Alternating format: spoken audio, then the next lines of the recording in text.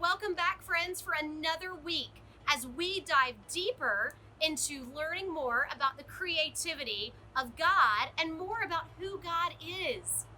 Let's start today with our theme verse. Do you remember it? It comes from the book of John, chapter 1, verse 3. All things were made through him. John chapter 1, verse 3. Great job. Let's do that one more time. All things were made through him. John chapter 1, verse 3. And you know, one thing I love about that verse is that all things were made through God. And all things have God's image on them. So in today's story, as we learn more about God and God's creativity, we're going to examine and look at and learn more about God and God creating living things.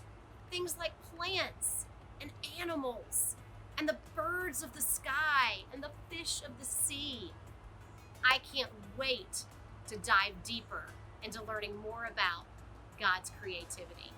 Let's go to our story now. God creates living things. Genesis chapter 1, verses 20 through 25. God said, "Let there be sea animals in the seas."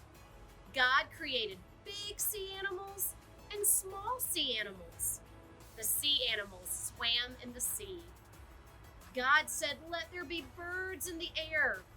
God created all kinds of birds, and the birds flew in the air. God said, "Let there be lots of animals all over the earth." And there were many kinds of animals living on the earth. There were farm animals, and bugs, and wild animals, and more. God saw how good it all was and blessed each animal.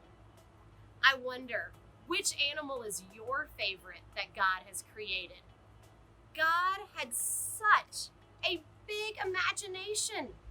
The same God that said we need giant whales in our oceans also said we need beautiful flamingos, and we need crows in the air, and we need worms to crawl along the earth. Each and every one of those animals bears the image of their creator. And so do you and I. Each of us is made in God's image, and we all are good. We all were looked at when God created each and every one of us, and all of these beautiful plants and animals in the world around us. All of it shows the goodness of God. Parents, as you spend time with your kids this week, I encourage you, ask them what part of the living things that they see around them are their favorite.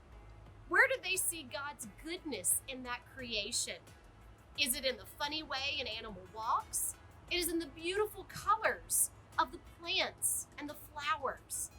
Maybe it's something none of us have even thought of. I encourage you to spend time celebrating and wondering and growing together as a family. Will you repeat after me this prayer? Dear God, thank you for creating living things. Help me to see you and your goodness in each and every one. We love you. Amen.